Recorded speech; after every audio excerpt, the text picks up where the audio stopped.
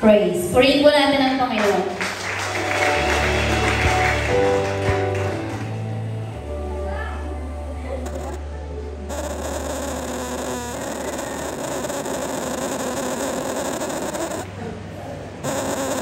Parang ako'y nagulat po doon. Parang nag-shake yung katawan ko. Ako'y nagpapasalamat sa Panginoon dahil sa pabor na binigay sa akin ng Panginoon. Araw ko na Miyerkules ba yun? Miyerkules. Dumating yung may nagtatanong na kanina kung sasama ba kami sa crusade. Sabi ko, hindi ko po alam. Kasi iniisip ko dun sa meron akong inaayos na documents. Pero hindi pa po ako nagdi-decide doon. Parang inaayos ko pa lang. At sabi ko, tumawag ang kanina, sabi sa akin na magpasa na kayo ganyan. Sabi ko, next year na lang po kasi ulang pa yung aking mga documents. Pa yung aking kasi 1 year pa lang ako mahigit sa DepEd. Ay baka hindi ako makapasok doon sa ina-applyan ko. Sabi ko, next year na lang sabi na yun na. Sige, iyan nyo na yan. Kaya, ayun, mga Miyerkules po yun ang gabi tumawag. Tapos, parang natataranta na ako. Sabi ko, naku po, wala bang nagagawa. Meron akong template na naka-ready, pero wala pa yung laman kahit isa. Template pa lang. And then, ang bigla nga tumawag, parang nataranta ako. Sabi ko, gagawin ko ba itong mga documents, napakarami ko saan ko kukunin. Tapos, yung gabi ko yun, hindi na po talaga ako matulog. Dahil gusto ko nga talaga mapunuan na yung 2 days na iyon. Kasi last day ng Pasan, 24. Yun din yung araw ng crusade. Kaya sobrang, sabi ko, naku po, aligaga. Tapos biglang tumawag na naman ngayon, sasama ba si Samuel, si Sandy?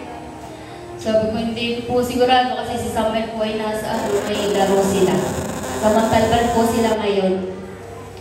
At yan nga, sabi ko, hindi ako makarelax. Napakadaming kailangang gawin at iayos na mga papers.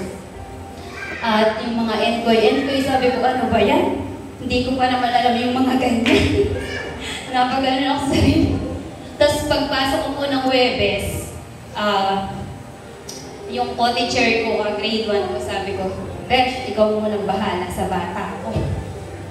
Ako'y, alam mo na, ganyan-ganyan. Nakapokus lang po ako sa laptop. Sabi, sige, maigit naman. Okay naman kami nung kaano.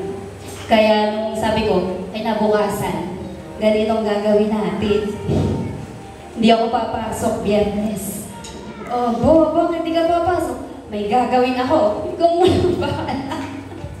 Sabi niya, sige go ka ng go. Tapos, hindi na ako magpapaalam sa principal ha, kasi wala naman ang principal natin. Tapos, nung araw nga po ng Biyernes, hindi pa rin ako tapos sa mga papers na yun, aligaga pa rin ako, hindi ko pa alam kung anong gagawin ko. At, ayun nga, nung Friday na yun, nasa bangka na ako, naku, hindi pa ako tapos. Ano ba yan? Tapos, pagdating po namin ng sub-office, nandun ang principal. Sabi ko, hello ma'am. At natawa naman sa akin ang ma'am kasi nung tinanong po niya ako nung ano ba, mag-ayos na ba kayo ng ma'am kasi kulang pa yung aming mga documents na kailangan. Wala ko po kasi is T4 na para pag ganun mas mabilis. Eh, sabi ng principal namin, okay. Pero sa akin, dapat mag-ayos na kayo sa maaga. Eh, sabi ko, hindi mo na, ma'am. Tapos nakita niya ako ng Friday sa office.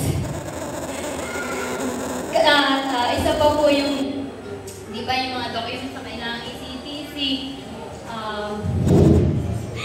ang ginawa ko, dahil nga hindi kami nag-meet ng aming principal, ako na rin yung ako na rin. Siguro sabi yung principal namin, parang hindi naman dito nagpaano sa akin. Ayun. Pero ano naman siya sa akin, kaya sabi, sige, i-push nyo yan ang i-push. And then mga kung 12 na, paalis na, crusade, nagpipicture pa kami para i-scan yung mga lahat ng kailangang i-send sa DO. Sabi, hindi ba ako nag-send. At yun lang, pag-isa, turuan mo nga ako paano ba yan? Nag-gagana akong ganoon.